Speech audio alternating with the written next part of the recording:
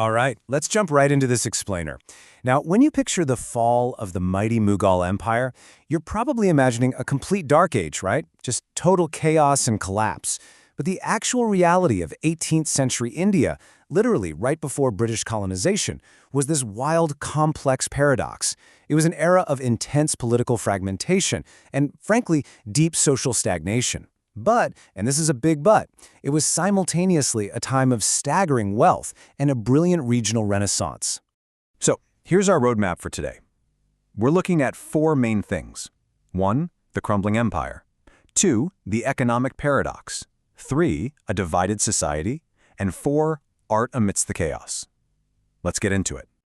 Starting off with part 1, the crumbling empire, focusing specifically on the administrative collapse. So, the absolute root of this whole collapse really comes down to a massive structural crisis known as Bejagiri. Think of it like a giant corporation that's completely run out of stock options to pay its executives. The empire basically faced an acute shortage of land grants, known as jagirs, to hand out to its rapidly expanding nobility. So what was Emperor Aurangzeb's short-sighted fix? He just artificially inflated the land's value on paper.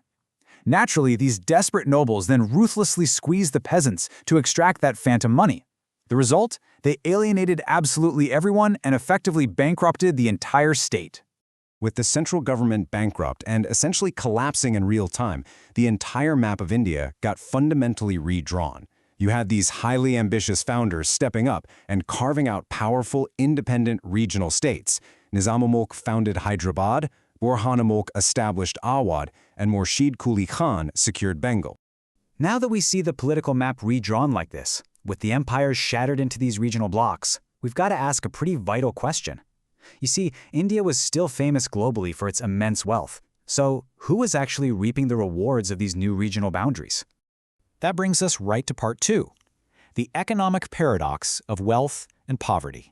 What we see here is a massively stark contrast in daily life. On one hand, you have India's foreign trade absolutely booming. The country was so incredibly self-sufficient that exports were vastly outpacing imports. This caused a massive influx of gold and silver. I mean, globally, India was literally known as a sink of precious metals. But at the exact same time, the very peasants who are funding this wealthy state, they were being completely crushed. Operating with super backward agricultural tech, they were just squeezed completely dry by extortionate taxes from both the state and the local landlords.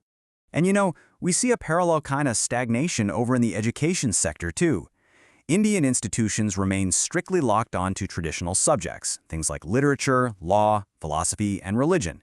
So, while higher education centers and madrasas were fantastic at teaching Persian and Arabic, they were completely leaving out the physical sciences, technology, and geography. They basically entirely missed out on the rapid, world-changing scientific revolutions that were sweeping through the West at the time.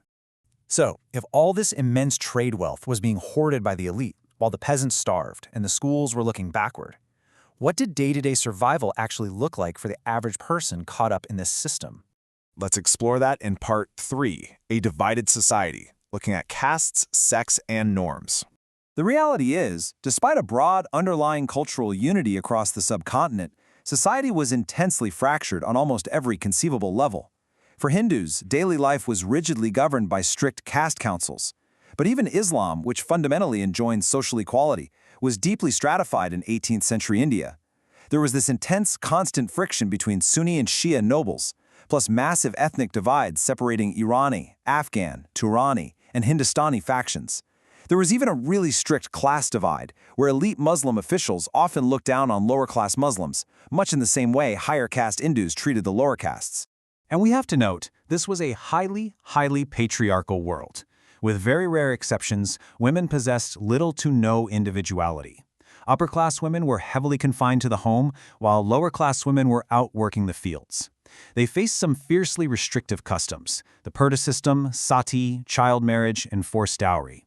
A few sensitive leaders, like the Maratha general Parshuram Bhau, actually tried to push for widow remarriage, but unfortunately, those efforts totally failed against the crushing weight of societal norms. That same extreme poverty and those brutal famines drove another truly tragic reality: widespread slavery. Desperate people were sometimes completely compelled to sell their own children just to survive. Now, it's worth noting that domestic slaves in India were generally treated more like hereditary servants, and their children were actually born free, which is a pretty stark contrast to the brutal chattel slavery we see in the West. However, the arrival of European trading companies drastically escalated this horror. They started aggressively purchasing slaves from Indian markets and exporting them globally, basically supercharging the whole trade. So with a collapsing central government, massive wealth disparity, and a rigidly stagnant society, you'd probably assume that all art, science, and culture simply died out, right? Well, actually, here's where history throws us a massive curveball. Which brings us to part 4, art amidst the chaos, or the regional renaissance. You see, art didn't die, it literally just packed its bags and moved. As the central Mughal court ran out of cash, all these incredibly talented architects, painters, and scientists were forced to migrate. They actively sought new patronage in those booming, newly independent regional states we talked about earlier, places like Jaipur, Lucknow, Murshidabad, and Kashmir. And this forced migration, it actually sparked a massive, decentralized explosion of culture. Because of this, we suddenly see an absolute architectural and scientific boom across the whole subcontinent. Up in Lucknow, the majestic Bada Imambar goes up in 1784. Over in Rajputana, Sawajai Singh builds the now legendary Pink City of Jaipur, and he constructs 5 massive astronomical observatories. Down south, the breathtaking Padmanabhapuram Palace gets built in Kerala. Plus, brilliant new schools of regional painting just inject incredible vitality right back into the art world. And this renaissance totally bled into literature too. It wasn't just confined to one language, it was happening everywhere. Urdu poetry flourished with absolute legends like Mir and Sauda. Down south, Tamil Sitar poetry became this beautiful, powerful voice actively protesting the caste system. In the north, we got iconic romantic epics like Warisha's Hi Ranja in Punjabi and brilliant Sindhi poems like Risalo. Essentially, the collapse of the center allowed local, regional voices to finally sing out loud. All right, as we wrap up this explainer, we arrive at what might just be the most striking, mind-bending historical irony in all of this source material. When we tally up the fragmented empire, the crushing poverty, and the rigid social divides, history delivers a truly unexpected verdict. The historical consensus is honestly shocking. Quote, "The life of the Indian masses was, by and large, better in the 18th century than it was after 100 years of British rule." Really take a second to think about that.